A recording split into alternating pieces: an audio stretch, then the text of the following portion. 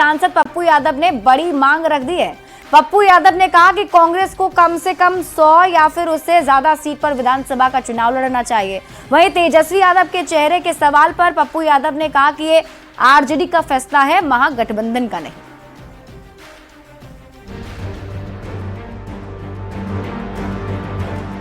कांग्रेस को अकेले 100 से ऊपर सीट लड़ने की क्षमता। पूर्णिया से निर्दलीय सांसद पप्पू यादव जो खुद को कांग्रेस का बताते हैं, पटना में महागठबंधन की बैठक के बीच ही सांसद पप्पू यादव ने बड़ी मांग कर डाली। पप्पू ने कहा कि कांग्रेस को कम से कम 100 सीट या उससे ज्यादा सीट पर विधानसभा चुनाव लड़ना चाहिए। खासकर सीमांचल में ज्यादा से ज्यादा सीट कांग्रेस को मिलनी चाहिए। मैं इतना जानता हूं, कांग्रेस को अकेले 100 से ऊपर सीट लड़ने की क्षमता है, 70 सीट नहीं, ऊपर। वहीं तेजस्वी के चेहरे के सवाल पर पप्पू यादव कहते हैं कि ये आरजेडी का फैसला है, महागठबंधन का नहीं। महागठबंधन की पहली ही बैठक के बीच कांग्रेस के लिए पप्पू यादव की मांग ने एनडीए नेताओं को तंज कसने का मौका दे दिया है। देखिए, आरजेडी की ऐसी बेचारगी कभी लालू यादव जी के जमाने में भी नहीं देखी गई। यह सब तेजस्वी यादव जी के नेतृत्व के काहिलपन और उनकी अशिक्षा का नतीजा है। तो आरजेडी के नेता पप्पू यादव पर पलटवार कर रहे हैं। जो लोग महागठबंधन, इंडिया गठबंधन पर ज्ञान दे रहे हैं, उनको अपना ज्ञान अपने पास रखना चाहिए। जबकि कांग्रेस के नेता संभल कर बयान दे रहे हैं। कौन क्या बोल रहा है उससे अभी क्या लेना देना। अभी तो एक साझा कार्यक्रम की जो डिसीजन होना है वो लिया जाएगा।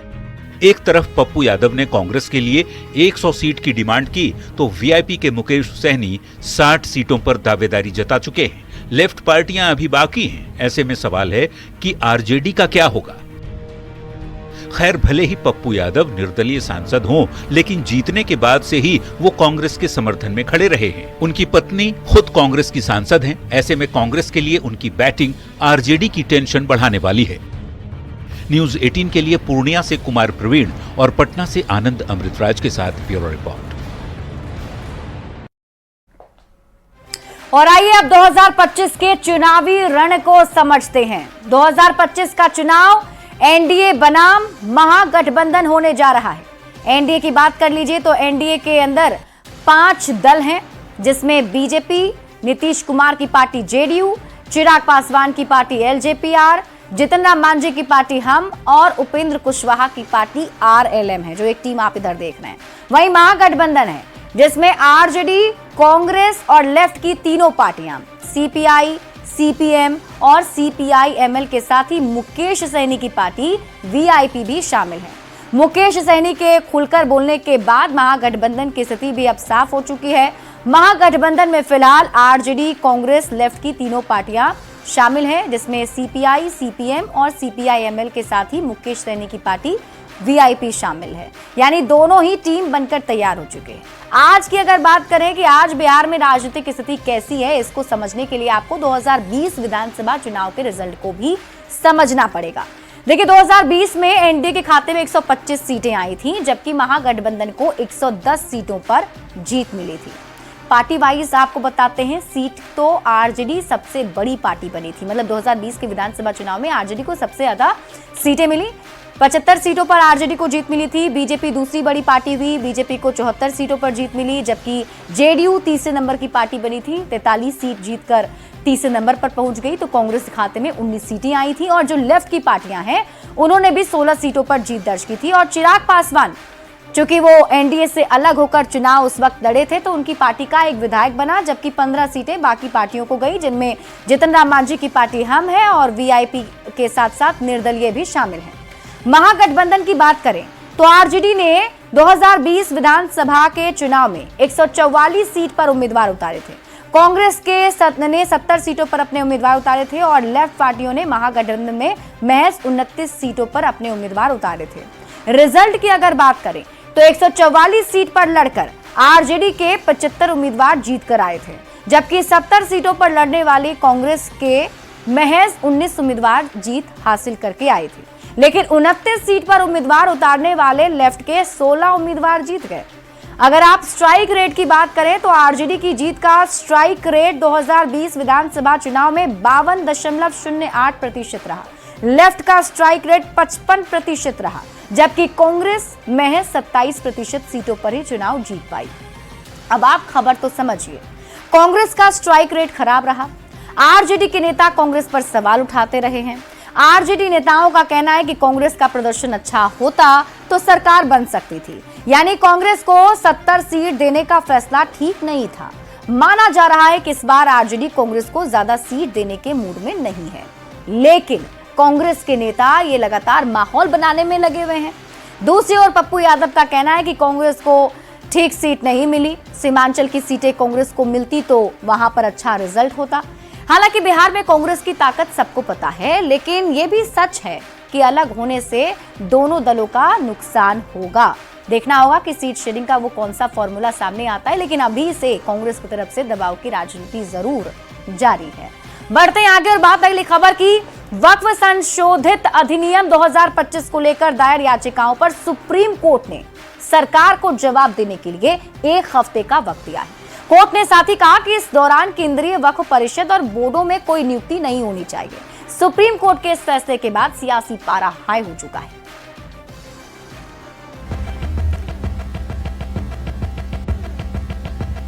वक्फ के नाम पर छिड़ी बहस पर 5 मई तक विराम लग गया है। सुप्रीम कोर्ट ने सरकार की बात मानते हुए वक्फ कानून पर स्टे लगाने से इनकार कर दिया और जवाब दाखिल करने के लिए सरकार को 7 दिन का वक्त दे दिया है। इसके बाद 5 दिन के भीतर विरोधी पक्ष को अपनी बात रखनी होगी। कि जो 5 तारीख की जो मुकर्रर हुआ है, उस दिन से पूरे मामले की अंतिम सुनवाई शुरू हो जाएगी। इसलिए अब अंतरिम आदेश का कोई मुद्दा नहीं है, वो मुख्य रूप से जो मेन पिटीशन है उस पर सुनवाई शुरू होगी। एक विशेष बात जो इसमें रही वो देखने वाली ये है कि सुप्रीम कोर्ट ने कुछ जो बड़े कंट्रोवर्शियल मुद्दे थे जिसमें हम लोग लगातार अपनी आवाज़ उठा रहे थे न्यायालय के माध्यम से, जैसे वक्फ बाई यूजर पे कई वो आए थे, अमेंडमेंट्स आए थे, उन चीज़ों पे कोर्ट ने केंद्र सरकार को ये कहा है कि आप अगले तारीख तक न्यायालय के किसी आदेश के आने तक 5 मई को आप कोई आगे कार्रवाई नहीं करेंगे। यानी कि जिस वक्फ बिल पर ज्वाइंट पार्लियामेंट्री कमेटी को 97 लाख ज्ञापन मिले थे, जिस पर जेपीसी की 38 बैठकें हुई और 128 घंटे चर्चा हुई, संसद से पास उस कानून पर 7 दिन का विराम लग गया है। लेकिन नए वक्फ कानून के लिए विरोधियों के लिए सबसे बड़ा झटका है, सुप्रीम कोर्ट ने नए वक्फ कानून पर स्टे लगाने से इनकार कर दिया। ये आर्टिकल 25, आर्टिकल 26, 14 और 15 और 29 का ग्रेव वायलेशन है। ये हम पहले से ही बोल दिया है और आज फिर आपके सामने रिपीट कर रहा हूँ। इसी आर्टिकल 26 के आधार पर नए वक्फ कानून को चुनौती दी जा रही है। सवाल है कि क्या विपक्ष इस मुद्दे को लेकर कमजोर पिच पर बैटिंग कर रहा है। फिलहाल वक्फ संशोधन कानून पर सुप्रीम कोर्ट ने बस चंद दिनों का विराम लगाया है। 5 मई को मामले की अगली सुनवाई होगी। Bureau report, news 18। और आइए अब वक्फ कानून पर सुप्रीम कोर्ट के अंतरिम आदेश को समझते हैं। देखिए, वक्फ कानून पर सुप्रीम कोर्ट का अंतरिम आदेश आया है। केंद्र से 7 दिनों के अंदर जवाब मांगा गया है और 5 दिन के भीतर विरोधी पक्ष को अपनी बात रखनी होगी। कोर्ट में बहुत सारी आपत्तियां दर्ज कराई गई हैं। सिर्फ 5 प्रमुख आपत्तियों पर ही सुनवाई होगी, लेकिन अगली सुनवाई तक कोई भी स्थिति में बदलाव नहीं होने वाली है। वक्फ बोर्ड में नई नियुक्तियां नहीं होंगी। नए वक्फ कानून पर स्टे लगाने से सुप्रीम कोर्ट ने इनकार कर दिया। हालांकि सुनवाई तक चंद दिनों का विराम जरूर सुप्रीम कोर्ट ने लगाया है। अब अगली सुनवाई में पता चलेगा कि सुप्रीम कोर्ट की तरफ से इस पूरे मसले पर क्या फैसला सुनाया जाता है। बढ़ते हैं आगे और बात अगली खबर की। जमशेदपुर में डुमरिया प्रखंड के करीब 13 गांव के 200 परिवार पर धर्म परिवर्तन का दबाव डाला जा रहा है और ये दबाव डालने का आरोप लगा है गांव के ग्राम प्रधान पर। हाल यह है कि इन परिवारों का सामाजिक बहिष्कार करते हुए हुक्का पानी तक बंद कर दिया गया है। परेशान परिवारों ने सांसद से लेकर डीसी तक गुहार लगाई है। साथ ही कार्रवाई नहीं होने पर धर्म बदलने की चेतावनी भी दी। क्या है पूरी खबर, सबसे पहले आप ये रिपोर्ट देखिए।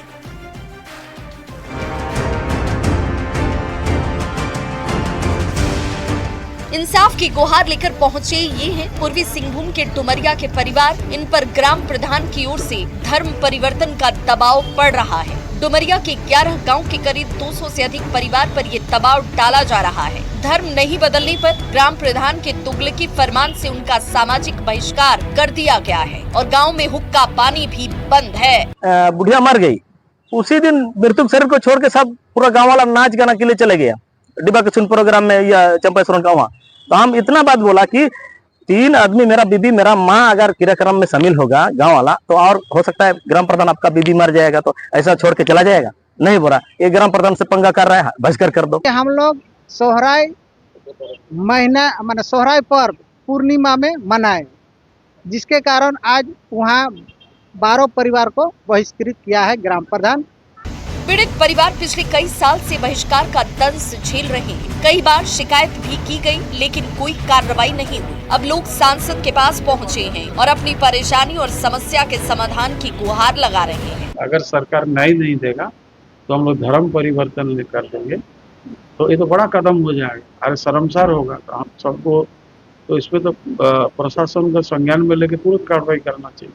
प्रशासन की कार्रवाई में देरी से अगर 200 परिवारों ने सरना धर्म छोड़कर दूसरा धर्म अपना लिया तो इससे अधिक शर्म की बात नहीं होगी। न्यूज़ 18 के लिए जमशेदपुर से आशीष तिवारी की रिपोर्ट। और इसी के साथ इस बुलेटिन में अभी के लिए बस इतना ही।